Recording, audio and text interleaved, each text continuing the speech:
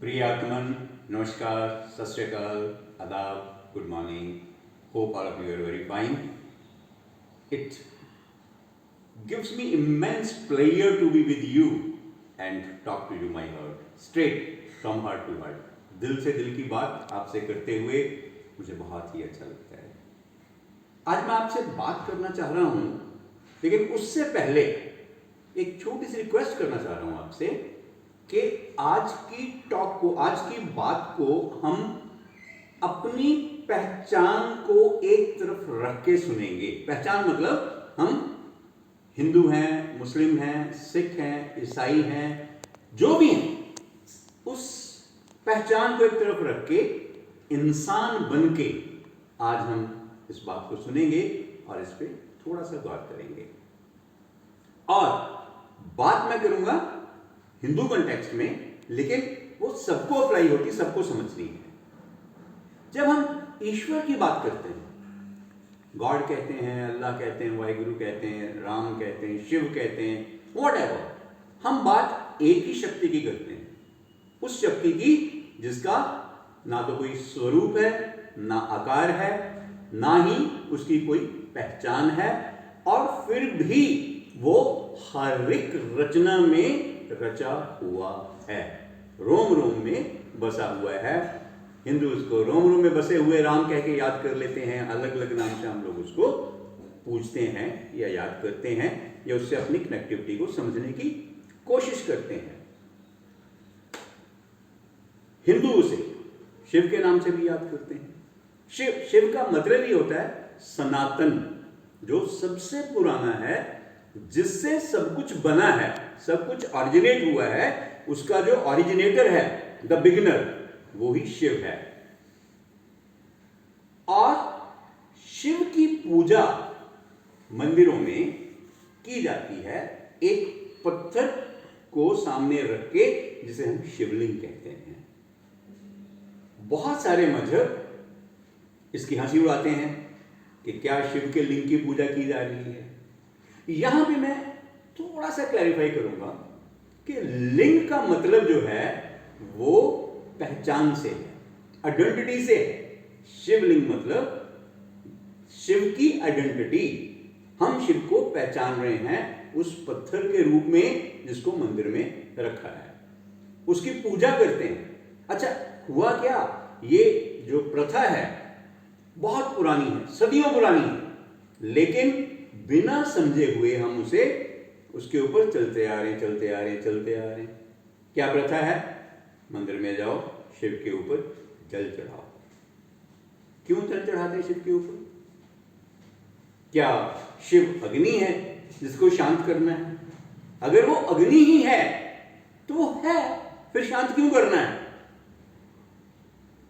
शिव के ऊपर जल चढ़ाने का मतलब है अपने आप को समर्पण करना, शिव के प्रति समर्पित हो जाना. फिर शिव के ऊपर चढ़ते हैं, बिलपत्र चढ़ाते हैं, भंग, धतूरा, मतलब जितनी भी ये नशीले पदार्थ हैं, कड़वे पदार्थ हैं, उनको चढ़ाते हैं, जहरीले पदार्थ उनको चढ़ाते हैं.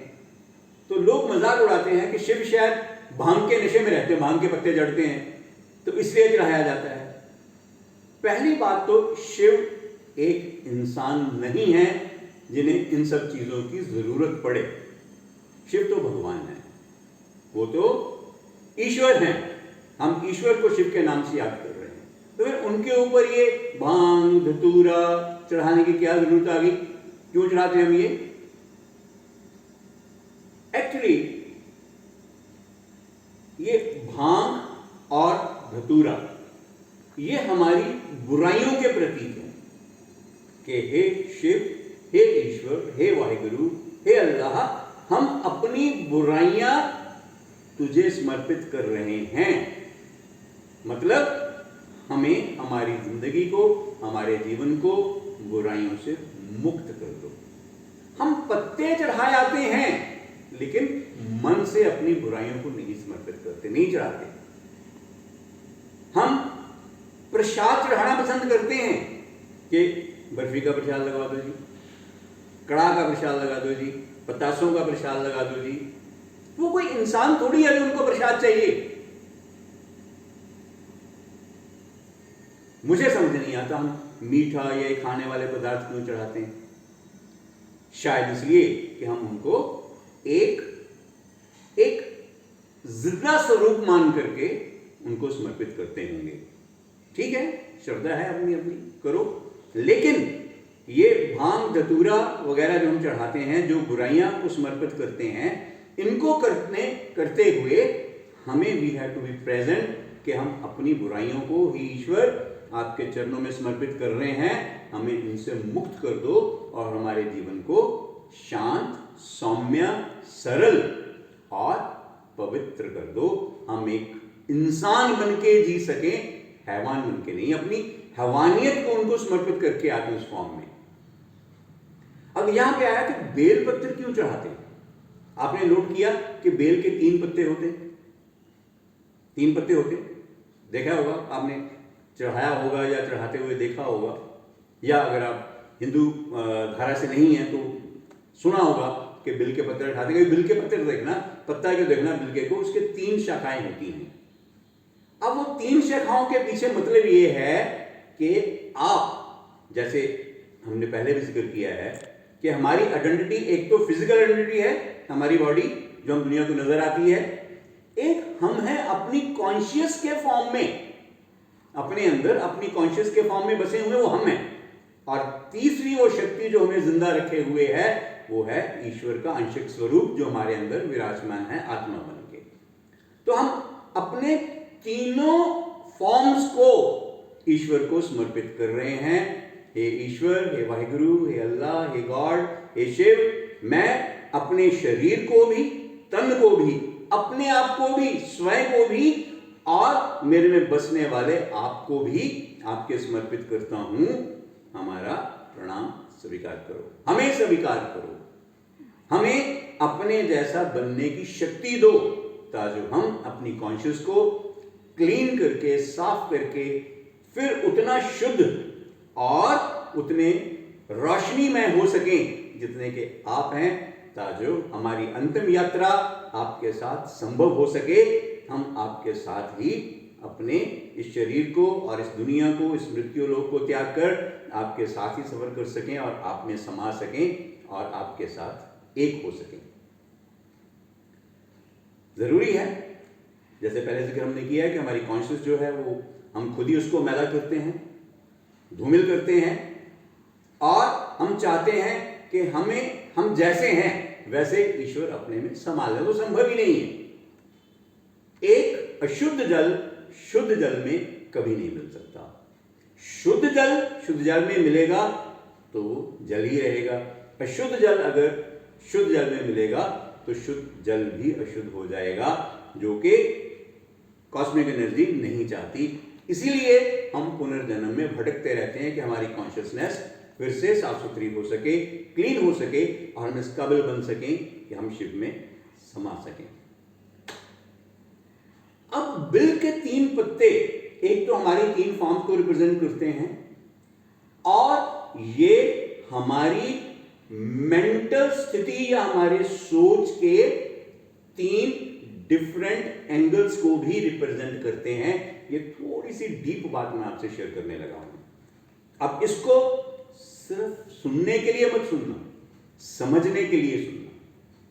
हमारी जो कॉन्शियस है, जो हमारी सोच है, हम कॉन्शियस होकर जिसको जो चीज सोचते हैं, स्मरण करते हैं, उसकी 3 स्थितियां होती हैं। पहली स्थिति है जागरण। जागरण मतलब हम जाग रहे हैं। जाग रहे हैं मतलब ये नहीं कि आंखें खुली हैं, जैसे कि हम नॉर्मली हमारी जिंदगी में होता है। हम दिन में जागते हैं, रात को सोते हैं, लेकिन हम दिन में जागते हुए भी सोते ही हैं, जागते नहीं हैं। वो जागरण नहीं है। हमारा जागरण ये है कि हम जागते हुए भी सो रहे हैं। जागरण का मतलब है टू बी प्रेजेंट, प्रेजेंट होना, समझना, तत्व से जानना और उसको सही फॉर्म में ऑथेंटिकली एक्सेप्ट करना, वो जागरण है। जैसे हम श्वास ले रहे हैं, लेकिन कभी हम प्रेजेंट हुए अपनी श्वास को, कभी हमने अपनी चलती हुई श्वास को महसूस किया है नहीं, चल रही है, चल रही है। हम खाना खा रहे हैं, कभी हमने महसूस किया खाना खाते हुए कि हम खाना खा रहे हैं? नहीं, हम भोजन भी सोते हुए ही करते हैं। क्रमबद्ध हुए हुए एक मैकेनिकल फॉर्म में हम जिंदगी जी रहे हैं। हम जागरण की जिंदगी नहीं जी रहे हैं। यह है पहली अवस्था जागरण की, मतलब बाहर की दुनिया की तरफ और what is happening around us उसके प्रति हमेशा जागृत रहना और अपने आप को सही फॉर्म में, ऑथेंटिक फॉर्म में महसूस करते रहना। मैं बोलता हूं, आप सुनते हैं, आपको अच्छा लगता है, आप उसे लाइक करते हैं, चैनल सब्सक्राइब कर देते हैं, लेकिन फिर उसे भूल जाते हैं कि यस, कुछ मैंने कहा था और आपने सुना था। प्रेजेंट नहीं रहते उसको। लेकिन जागरण की स्थिति ये हमें बताती है कि हमें हमेशा जागृत रहना है, हर एक्टिविटी की तरफ, अपने हर उस कार्य की तरफ जो हम करते हैं। दूसरी स्थिति है हमारे मन की स्वप्न की।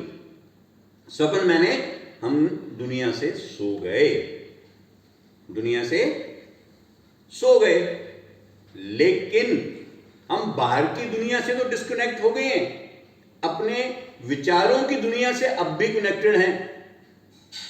हम जो जागते हुए सोचा था उसी को सोते हुए भी सोच रहे हैं और उसका हिस्सा बन रहे हैं एक स्वप्न के फॉर्म में।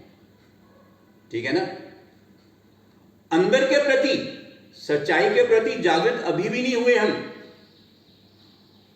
जागते हुए भी सो रहे थे, सोते हुए तो सो ही रहे हैं, स्वप्न देख रहे हैं। स्वप्न क्या है? हमारे जागृत स्थिति में जो विचार थे वो स्वप्न बन के हमारे ऊपर आ रहे हैं, उन्हीं को हम देख रहे हैं। और तीसरी जो स्थिति है, जो स्टेज है, वो स्टेज है डीप स्लीप की, जिसमें हम सोच नहीं रहे, स्वप्न भी नहीं देख रहे, उसको सुसुप्ति बोलते हैं। सुसुप्ति में हम जागृत दुनिया से भी डिस्कनेक्ट हो गए, अपने स्वप्न से भी डिस्कनेक्ट हो गए और हम डीप स्लीप में चले गए। ये नॉर्मल 3 सिचुएशंस हैं हमारी फिजिकल एक्टिविटी की भी और हमारी विचारधारा की भी। लेकिन जो चौथी स्टेज है उसको तुरिया स्टेज कहते हैं। तुरिया है, उसमें सब कुछ समाप्त हो गया, कुछ भी एग्जिस्ट नहीं कर रहा, सिर्फ और सिर्फ परमात्मा ही एग्जिस्ट कर रहा है।